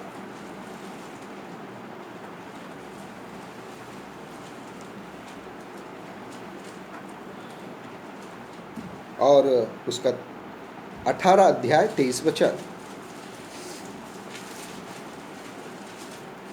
एज़ेकिएल की किताब 18 अध्याय 23 वचन। प्रभु यहोवा की यह वाणी है, हाँ क्या मैं दुष्ट के मरने से कुछ भी प्रसन्न होता हूँ? हाँ क्या मैं इससे प्रसन्न नहीं होता हाँ। कि वह अपने मार्ग से फिरकर जीवित रहे? हा. तो ह्या मराठीमध्ये वाचा 23 वचन, एझेकिएल 18 आणि 23. प्रभू परमेश्वर म्हणतो, दुष्टाच्या मरणाने मला संतोष होतो काय? हा त्याने आपले मार्ग सोडून देऊन हा, त्याने आपला मार्ग सोडावा, जो मार्ग अशांतीचा आहे, जो मार्ग नाशाकडे जाणार आहे, जो मार्ग न विसणाऱ्या अग्नीकडे जाणार आहे, प्रभू म्हणतो त्यांनी काय करावा? तो सोडावा, तो सोडावा आणि माझ्या मार्गामध्ये यावं. माझा मार्ग कसा आहे? यशाया अध्याय 55 आणि 8 आणि 9. यशायाचं पुस्तक त्याचा 55 अध्याय 8 आणि 9. यशाया की किताब उसका 55 अध्याय 8 और 9 वचन. क्योंकि यहोवा कहता है, हाँ मेरे विचार और तुम्हारे विचार एक समान नहीं है, हाँ ना तुम्हारी गति और मेरी गति एक सी है। हाँ क्योंकि मेरी और तुम्हारी गति में और मेरे और तुम्हारे सोच विचारों में हाँ। आकाश और पृथ्वी का अंतर है। हाँ, ये गति लिखा है, मगर हमारे मराठी में क्या लिखा है देखिए, वाचा बरं. यशाया 55 8 आणि 9. कारण माझ्या कल्पना तुमच्या कल्पना नव्हत, हा, माझे मार्ग तुमचे मार्ग नव्हत. माझे मार्ग तुमचे मार्ग नाही. तुमचे मार्ग सोडा, ते अशांतीचे मार्ग आहेत, ते नाशाकडे नेणारे मार्ग आहे. पुढे वाचा बंधू. माझे मार्ग तुमचे मार्ग नव्हत असे परमेश्वर म्हणतो. हा. कारण आकाश जसे पृथ्वीवर उंच आहे हा. तसे माझे मार्ग तुमच्या मार्गावरून आणि माझ्या कल्पना तुमच्या कल्पना उंच आहे. हो प्रिया, देवाचे मार्ग कसे? हो, हे दैवी मार्ग आहे, हे पवित्रतेचा मार्ग आहे, हा परिपूर्ण मार्ग आहे. म्हणून प्रभू म्हणतो तुमचा जो मार्ग आहे तो त्या मार्गापेक्षा तुमचा मार्ग नाशाकडे जाणार आहे. नीतिसूत्र 14 आणि 12 मध्ये आपण पाहिलं, मनुष्याला एक मार्ग सरळ दिसतो पण त्याच्या अंतिम मृत्यू आहे. अरे तुम्ही नरकामध्ये जाल, पण देवाची इच्छा नाही मानवाचा नाश व्हावा, मनुष्य नरकात जावं. आणि त्यासाठी तर प्रियानो तारणारा येशू ख्रिस्त या जगामध्ये आला आणि हरवलेल्या मेंढरांना मार्ग दाखवण्यासाठी. पहा लुका शुभवर्तमान आणि त्याचा 2रा अध्याय, लुका उसका 2 अध्याय में हम पढ़ते हैं. लुका रचित सुसमाचार उसका 2 अध्याय और उसका हम पढ़ते हैं 79 वर्स. 79 वचन वाचा. एक पहिला अध्याय आणि 79 वचन. लूक शुभवर्तमान पहिला अध्याय 79 वचन, 79 वर्स. कि अंधकार और मृत्यु की छाया में बैठने वालों को ज्योति दे, हाँ और हमारे पाँव को कुशल के मार्ग में सीधे चलाए. हाँ, मराठी वाले. यासाठी की त्याने अंधारात व मृत्यू छायेत बसलेल्यांना प्रकाश द्यावा हाँ आणि आमचे पाय शांतीच्या मार्गी लावावे. हो, काय अद्भुत देवाची दया आहे. आणि म्हणून म्हणतो प्रभू, माझे मार्ग तुमचे मार्ग नाही. पृथ्वीहून आकाश जसं उंच आहे तसे माझे मार्ग, तसे माझे कल्पना हो अशी उंच आहेत. आणि म्हणून प्रियानो, अशा मार्गामध्ये, या स्वर्गीय मार्गामध्ये, जीवनाच्या मार्गामध्ये, परिपूर्ण मार्गामध्ये, धार्मिक मार्गामध्ये प्रभू आम्हाला आणू इच्छितो. आणि म्हणून प्रिया, जोपर्यंत आपली धार्मिकता आपण सोडणार नाही. आमची धार्मिकता कशी आहे? विटाळलेल्या वस्त्राप्रमाणे, जी आपल्याला नाशाकडे घेऊन जाणार आहे. आज अनेक लोक प्रभूचा स्वीकार का करत नाहीत?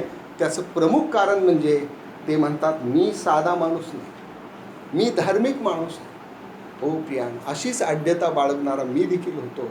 परंतु 24 डिसेंबर 1995 रोजी प्रियानो, प्रभूनं माझ्यासारख्या ढोंगी धार्मिकता धारण केलेल्या माणसाला नम्र केलं. मी माझ्या पापाविषयी शोक केला. हो प्रियानो, मनस्वी पश्चाताप केला, माझं पाप कबूल केलं, सोडून दिलं. आणि प्रियानो, प्रभूनं मजवर दया केली आणि त्याची धार्मिकता मला दिली. आणि प्रियानो त्या दिवसापासून त्याची शांती मला मिळाली आणि या जीवनाच्या मार्गामध्ये, ह्या स्वर्गीच्या मार्गामध्ये प्रभूनं मला आणलं. मी प्रियानो या ठिकाणी उभं राहून हे वचन सांगत आहे. ह्याचा अर्थ प्रियानो माझं जीवन फार धार्मिक होतं असं नव्हे. पण प्रियानो जसं प्रभूनं म्हटलं, दुष्टानं आपला मार्ग सोडावा. जब तक कुछ छोड़ेगे नहीं, जो अच्छा है वो हमको नहीं मिलेगा. हो प्रियो, हे सोडायलाच माणूस तयार नाही. माझंच खरं आहे. हो तुम्ही चुकीचे आहात. हो प्रियानो, आम्ही देवाकडे पाहावं. देव काय म्हणतो, प्रभु क्या कहता है, कि प्रभु कहता है कि दुष्ट अपने मार्ग को छोड़ दे, ये मार्ग नाश की ओर जाता है. तो हम देखते हैं जो फरीसी था और चुंगी लेने वाला था, हम देखते हैं चुंगी लेने वाला अपनी धार्मिकता के ऊपर वो निर्भर है.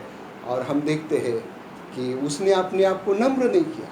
वो प्रभु यीशु मसीह की धार्मिकता को नहीं चाहता था. मगर हम देखते हैं चुंगी लेने वाला सबसे पहली बात उसने अपने आप को नम्र किया, अपने पाप के लिए शोक किया और धार्मिकता का वो भूखा और प्यासा था और उसके जीवन में उसको शांति मिली. इस प्रभु यीशु मसीह ने कहा, संसार जैसी शांति देता है वैसी नहीं, मैं अपनी शांति तुम्हें देता हूँ. मगर प्रियो कंडीशनल है, शर्त है. उसके लिए शर्त है. क्या शर्त है? आपको नम्र बनना पड़ेगा, क्योंकि स्वर्ग का राज घमंडियों के लिए नहीं. आपको शोक करना पड़ेगा. आपको धार्मिकता की भूख और प्यास होनी चाहिए. ओ प्रियो, हमारी धार्मिकता के कारण ओ स्वर्ग में हम कदापि प्रवेश नहीं कर सकते. तो हमें उस सूली के पास आना पड़ेगा, जहाँ पर यीशु मसीह ने हमारे लिए अपनी जान दी, जहाँ पर हमको हमारे लिए लहू बहाया है. ओ यही लहू हमको पापों की क्षमा दे सकता है. यही लहू हम देखते हैं रोमी की पत्री उसका 3 अध्याय 24 वचन पढ़िए. रोमी की पत्री उसका 3 अध्याय 24 वचन. रोमी की पत्री उसका 3 अध्याय 24 वचन. परंतु उसके अनुग्रह से उस छुटकारे के द्वारा जो मसीह यीशु में है सेंत मेंत धर्मी ठहराए जाते हैं. ओ सेंत मेंत धर्मी ठहराए जाते हैं, क्योंकि प्रभु ने दाम चुकाया है. इंग्लिश मराठी वाले भी पढ़िए. रोम त्याचा 3 अध्याय, रोमकरासपत्र 24.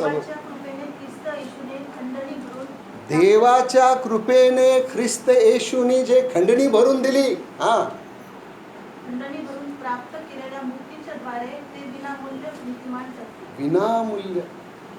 हमको कोई दाम नहीं चुकाना. हमको क्या करना है? नम्र होना है.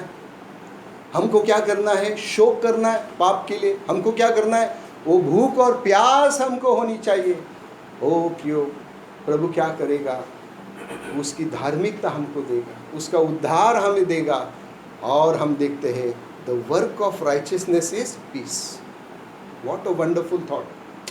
पिछले दिनों में प्रियो, जब ये यशाया की किताब में पढ़ रहा था, प्रभु ने ये विचार हमारे जीवन में ये मेरे सामने लाया कि जब यीशु मसीह की धार्मिकता को हम हमारे जीवन में प्राप्त करते हैं, उसका प्रतिफल हमको क्या मिलता है? शांति. वो क्या ही अद्भुत बात है. यीशु मसीह ने जो हमारे लिए दाम चुकाए, जो लहू बहाया, उसी के द्वारा इस धार्मिकता को पा सकते हैं. और इस धार्मिकता को जब हम पा जाएंगे हमारे जीवन में, वो हमारे समझ से जो परे है. फिलिप्पी की पत्री 2 अध्याय में हम पढ़ते हैं कि वो शांति जो हमारे समझ से परे है, बियॉन्ड आवर अंडरस्टैंडिंग, वो ऐसी शांति से हमारा हृदय भर जाएगा. और इसलिए प्रभु कहता है यही वो मार्ग सच्चाई और मैं ही हूँ. इस सकेत मार्ग से तुम क्या करो? प्रवेश करो. तो प्रियो, अभी तक हमने ऐसा निर्णय नहीं किया. प्रभु चाहता है हम प्रभु यीशु मसीह के पास आए, उस सूली के पास आए. याद रखे प्रियो कि और क्षमा पाने का कोई उपाय हमारे पास नहीं. एक ही उपाय है कि सूली के पास हम आ जाए. कम टू द क्रॉस, क्रूस के पास आओ, और तभी प्रियो हमको ये क्षमा और ये धार्मिकता और ये शांति मिल जाएगी. अन्यथा ये शांति हमको और ये धार्मिकता हमको या प्रभु के मार्ग में जो प्रवेश है, अनंत जीवन में प्रवेश है, ये कभी भी हमको मिल नहीं सकता. याद रखिए, परमेश्वर हमको क्षमा क्यों करता है? हम नम्र होते इसलिए नहीं. ओ प्रियो, नम्र होना तो ज़रूरी है, धार्मिकता की भूख प्यास रखना ज़रूरी है, मगर प्रियो यीशु मसीह ने जो बलिदान किया है, कलीसियों की पत्री 1 अध्याय 20 वचन में लिखा है, यीशु मसीह के क्रूस पर बहे हुए लहू के द्वारा ही शांति है, और शांति हमको मिल नहीं सकती। तो प्रियो, क्रूस के पास हमें आना है, क्रूस के पास आना है। There is no ground apart from cross where God can forgive us. क्रूस के अलावा कोई और स्थान नहीं कि प्रियो जिसके कारण प्रभु हमको क्षमा कर सकता है। पिता परमेश्वर हमको क्यों क्षमा करता है? क्योंकि हम क्रूस के पास आते हैं। क्रूस पर यीशु मसीह ने वो बलिदान किया है, वो लहू बहाया है, उसको पिता देखता है, और जब हम नम्र हो जाते हैं, वो प्रभु यीशु मसीह के बलिदान के कारण, बहे हुए लहू के कारण पिता हमको क्षमा करता है। एक छोटा लड़का रहता है और वो प्रियो वो खो जाता है। अब घर कैसे जाना वो नहीं जानता, और वो एक शॉपिंग मॉल के वहाँ जो सीढ़ियाँ रहती है उस पे वो बैठा रहता है और वो रोते रहता है। पुलिस आके रात के समय देखते हैं, अरे कोई तो एक छोटा बच्चा वहाँ पर बैठा है और वो रो रहा है। वो पुलिस जाके उसके पास जाता है और उसको पूछता है, बेटा तू क्यों रो रहा है, क्या बात है? वो कहता है, मैं खो गया। खो गया? हाँ खो गया। तो क्या तू तेरे घर का पता जानता है, ताकि मैं मेरी गाड़ी में तुझे छोड़ देता हूँ तेरे घर? वो बोलता है, अंकल जी मुझे तो पता नहीं मालूम। तो अभी पुलिस को प्रश्न आता है कि अभी इसको घर तक कैसे पहुँचाए। फिर भी वो पुलिस क्या करता है, उसको कहता है, आ जा मेरी गाड़ी में, तू बैठ जा। उसको बिठाता है, और जैसे ही गाड़ी आगे चलती रहती है वो पूछते रहता है, बेटा अभी देखो एक कॉलेज आ गया है, ऐसा ऐसे नाम का कॉलेज है, रात का समय रहता है, वो उस कॉलेज के पास रहते हो क्या? बोलता नहीं नहीं नहीं नहीं अंकल, मेरे घर के पास कोई कॉलेज नहीं। फिर बाद में एक स्कूल आ जाता है, वो बोलता है, बेटा एक ऐसा ऐसा स्कूल आ गया है, वहाँ तो नहीं नहीं नहीं अंकल, वहाँ भी मैं नहीं रहता। फिर कोई ऐसे ऑफिस, ये ऐसे शॉपिंग मॉल्स और ऐसे ऐसे क्या क्या स्थान आते हैं, सब वो पुलिस पूछता है, अरे ऐसा आ गया है, ऐसा आ गया है, वहाँ तेरा घर है क्या, वहाँ तेरा घर है क्या? तो वो बोलता है, नहीं अंकल जी, नहीं अंकल जी। आखिर में